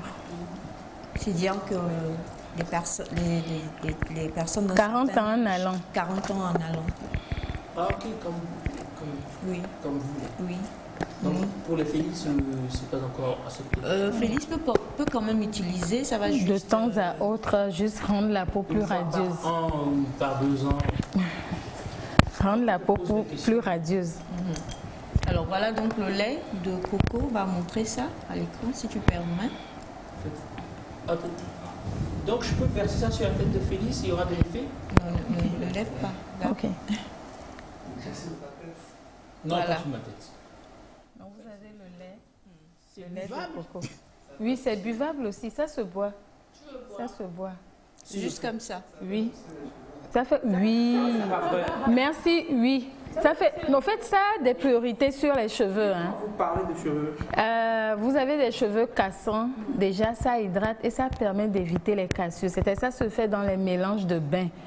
C'est avec l'huile que vous appliquez. C'est-à-dire l'huile de coco est à part à appliquer et sortir avec.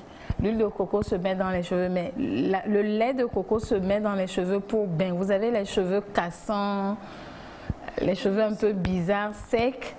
Le lait de coco est très conseillé. Comme, vous allez prendre ça comme du balsame au fait. Oui, oui. Sinon, ça a des effets aussi sur les cheveux. C'est pas seulement la peau. Vous avez les talons fendillés. Après un bon soin de pédicure, prenez ce jus essayez de l'appliquer et de masser. Vous pouvez même mélanger avec un peu de beurre de karité. Vous enfilez les chaussettes. À force de le faire, après 2 semaines ou 1 mois, la plante des pieds commence à s'adoucir et vous n'avez plus les talons fissurés, les talons crevassés. Mais il faut faire le soin d'abord. Non, pardon, tu n'as pas l'effet. Il faut racler les peaux mortes d'abord. Les peaux mortes. C'est ça. Et maintenant, vous prenez l'habitude de faire au lait de coco. Effectivement. Mélanger au beurre de karité. Au beurre de karité, tout simplement, ou à l'huile d'olive. Combien d'heures? Non, j'aime bien qu'on dort avec pour que l'effet puisse bien prendre et que la peau puisse absorber le produit. Et si vous avez la plante des mains trop dure, des fois c'est avec le lait de coco qu'il faut prendre pour, à défaut de l'huile. Parce que le lait de coco, tout le monde peut le faire chez lui à la maison. Donc on prend ça pour faire les massages manuels, pour pouvoir adoucir les mains. Parce qu'à force de laver, par exemple, et à force d'avoir certaines activités liées à l'eau tout le temps, à durcir les mains. Chez Dori, il y en a qui sont nés comme ça. Donc c'est à peu près ça. Merci beaucoup, Sandy. Aujourd'hui, c'est Félix que vous voyez passer. Alors, on a donc parlé déjà de comment réaliser son lait de coco chez soi. Vous allez voir l'huile. L'huile de coco? L'huile, oui, en dessus. Donc, il faut beaucoup de quantité pour prendre l'huile et mettre au feu. Dis donc, c'est gras. Hein? C'est gras, c'est gras. C'est pour ça que c'est très bon pour la peau très sèche ou la peau ridée. Sinon, on a des pains de savon. On a des pains de savon à base de coco également. On a des laits maintenant à base de coco. Peut-être le vendredi, je vais les apporter. On a donc vu comment réaliser son lait de coco chez soi. Si vous avez un mixeur, ça va plus vite. Mais dans le cas contraire, vous râpez finement et vous en râpez une grosse quantité. Ensuite, vous y ajoutez de l'eau tiède, pas trop. Vous attendez un peu, vous faites passer et puis vous pouvez l'utiliser pour toutes les astuces que nous avons eues aujourd'hui. Mais c'est pas bon pour la peau grasse, s'il vous plaît. Je précise, oui. Alors, pour la peau grasse, la peau et le visage huileuse. Ouais. Le visage huileux plutôt. Et si vous avez besoin d'autres renseignements, le 90 27 92 00, le numéro de Sandra, de la nouvelle référence. C'est ça, non? Oui. 90 27 92 00. Bien, allez sur TikTok pour apprendre encore. Et pour aller sur TikTok, on fait quoi? C'est la nouvelle référence sur TikTok. Parce que là-bas, il y a encore beaucoup plus d'astuces. Hein. Merci beaucoup, Sandra. Et nous allons cette fois-ci souffler et revenir avec Émilie qui va nous présenter l'œuvre du jour. On va au Dahomey, en Guinée? On va où? En Côte d'Ivoire. C'est parti.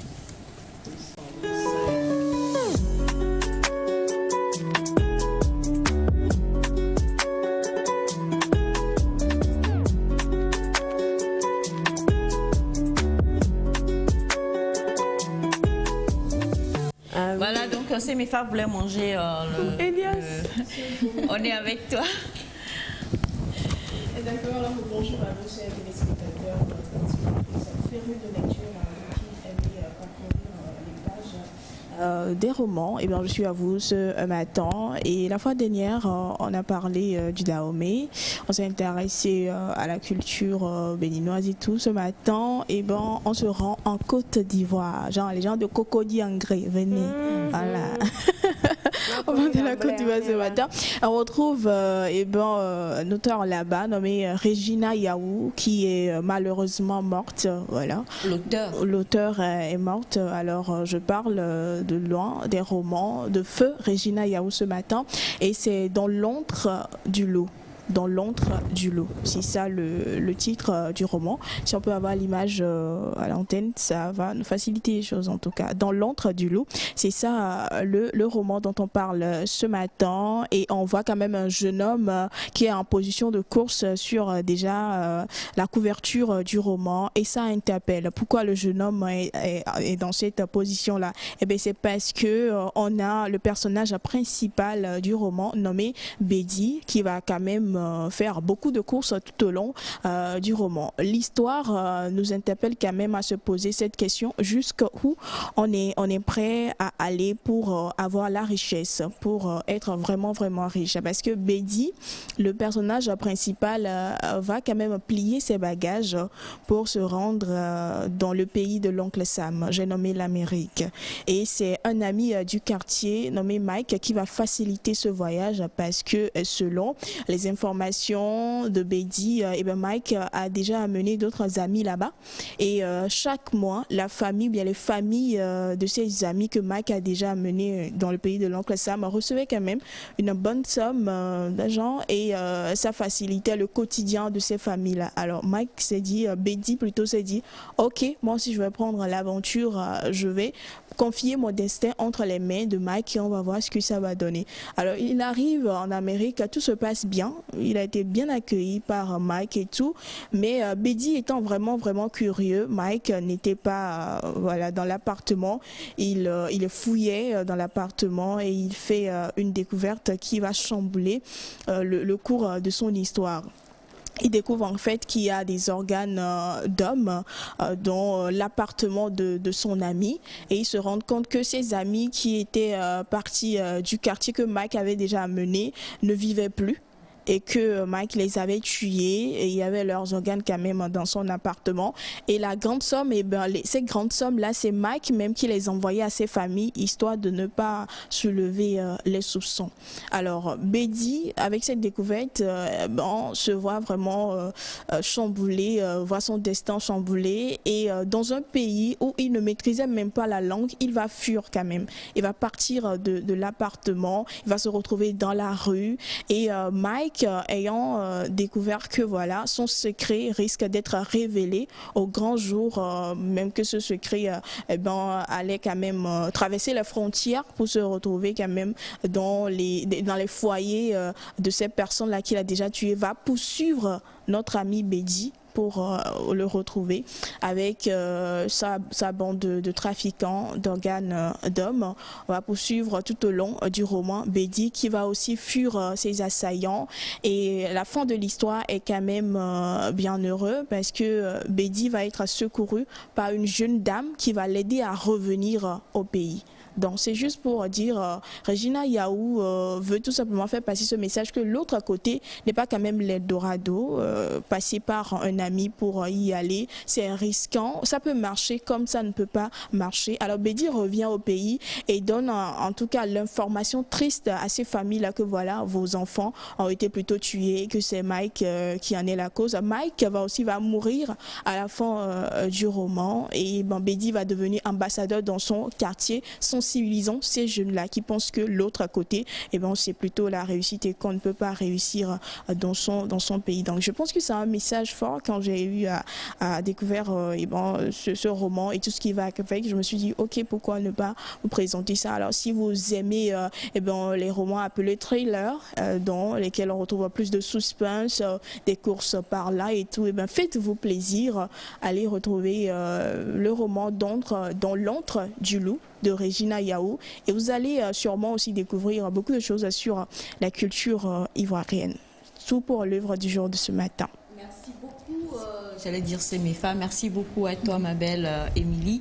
Le livre du jour, L'antre du loup, qui tire une sonnette d'alarme parce que ça existe, le trafic des organes qui est différent du don d'organes. Mais le trafic des organes qui existe et la plupart de ces gens vont vous faire miroiter autre chose et puis vous arrivez naïvement comme Bédi et puis vous vous retrouvez malheureusement pris dans ces histoires-là, on vous tue ou il y en a d'autres, on sait qu'on les drogue, on retire l'organe qu'on veut et c'est vraiment... C'est horrible et c'est honteux d'ailleurs et c'est une grosse lutte qui se fait présentement. Et puis la deuxième phase de ce roman, c'est bien sûr le fait de toujours se dire que l'herbe est plus verte ailleurs, oui. Ce qui n'est pas forcément non plus le cas.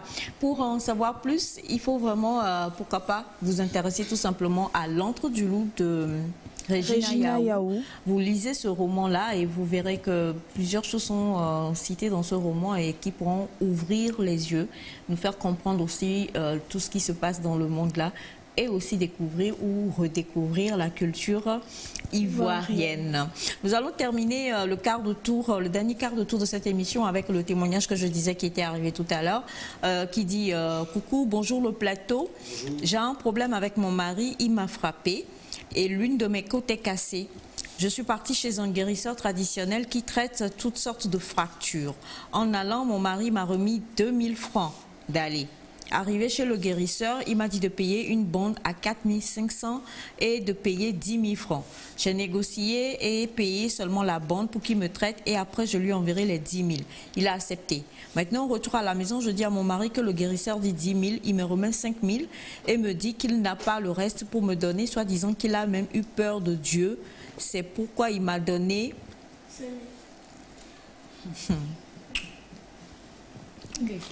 Alors, aidez-moi, est-ce que cet homme m'aime vraiment? Comment faire pour compléter l'argent du guérisseur? Ou aller chez mes parents, prendre l'argent et aller payer? Ça fait 3 questions. Ça fait 3 questions. Oui. Non, ça fait 3 questions. Alors, elle dit, est-ce que ce monsieur m'aime vraiment? Est-ce que cet homme m'aime vraiment? Et comment faire pour compléter l'argent du guérisseur? Est-ce que vous pensez que je dois aller chez mes parents pour prendre l'argent et aller payer? Monsieur droit de l'homme? Bah, il a frappé la femme, c'est pas bien. Mais il lui a donné une partie de l'argent pour aller se soigner. En plus, il n'a pas donné de l'argent. Moi, je trouve pas ça bien. Je ne veux pas parler du côté l'aime-t-il ou pas, parce que là, sincèrement, c'est à elle de le savoir, de le quantifier et de tirer une conclusion. Mais le simple fait qu'il ait levé la main sur cette femme, moi, je ne trouve pas ça responsable. Et on le condamne toujours ici au plateau, donc on ne sera jamais de le dire. Et en plus, il n'a pas assumé la réparation, je vais dire. Donc la guérison de cette femme-là, il n'a pas voulu donner tout l'argent. Donc, bon, moi, je suis contre ça. Maintenant, s'il l'aime ou pas, c'est à elle de juger. Sa santé vaut de l'or. La santé vaut de l'or. Où qu'elle ira pour qu'elle puisse être guérie, qu'elle le fasse et qu'elle juge après par elle-même et qu'elle prenne une décision, quoi. Voilà. Moi, j'aimerais savoir si le monsieur a l'habitude de la frapper. S'il y a cette habitude, vaut mieux qu'elle... Mais tant qu'il y a une première fois, c'est que... Il y aura toujours une deuxième fois, une troisième fois, une quatrième fois. Bon, on peut faire des exceptions, mais si le monsieur a l'habitude on te fera jusqu'à casser côte. Jusqu'à casser les côtes. Hein, la question, c'est que je me dis, bon, est-ce une première fois? Même si c'est une première fois, casser côte à quelqu'un... C'est ça, c'est qu'il a vraiment battu à un niveau donné, en fait. Comme quelqu'un pour pouvoir lui casser les côtes. Ça commence par des gifles et ça finit dans le cercueil. Donc, il faut se poser des questions. Bachana? Alors, doit-elle aller vers moi? La question, ce qui m'intéresse, c'est vrai, déjà, savoir si ce monsieur vous aime ou pas. Bon, je rejoins Elias, hein, à vous-même de voir la situation. Mais par contre, elle demande si elle doit aller prendre le reste de l'argent chez sa famille, à elle. La santé. Pourquoi pas?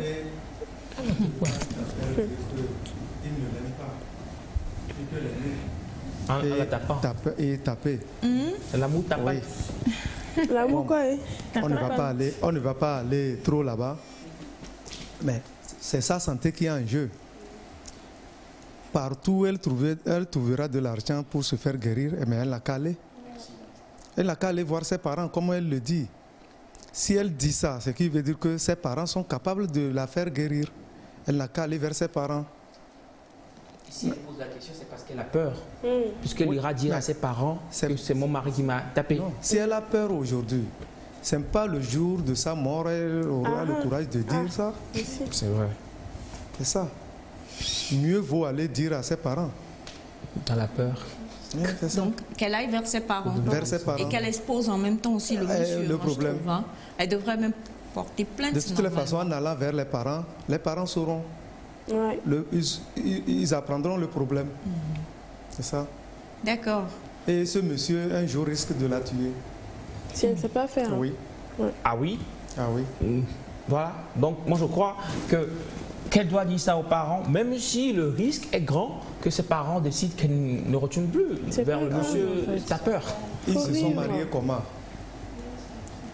C'est Coco bien, premier pas. Religieux ou bien civil.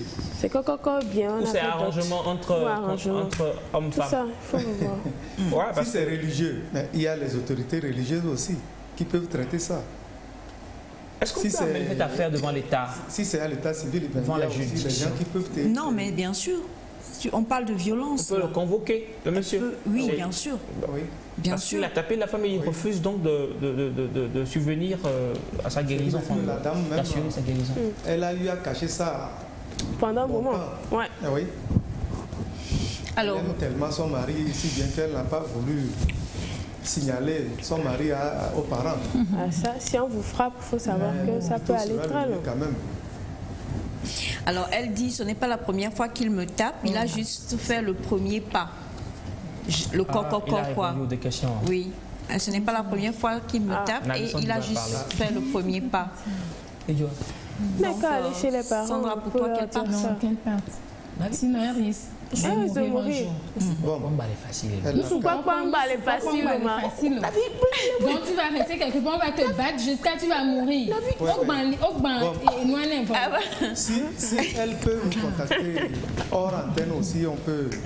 D'accord. On peut gérer ça. Exactement. Donc, comme le dit Bachana hors antenne, on va pouvoir en parler et voir un peu comment est-ce qu'on peut peut-être vous diriger vers les autorités compétentes aussi.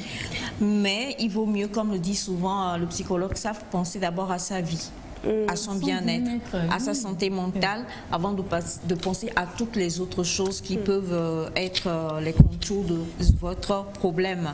Bonjour la famille, c'est très grave qu'elle aille chez ses parents et si ses parents l'aiment vraiment, ils ne la laisseront plus retourner.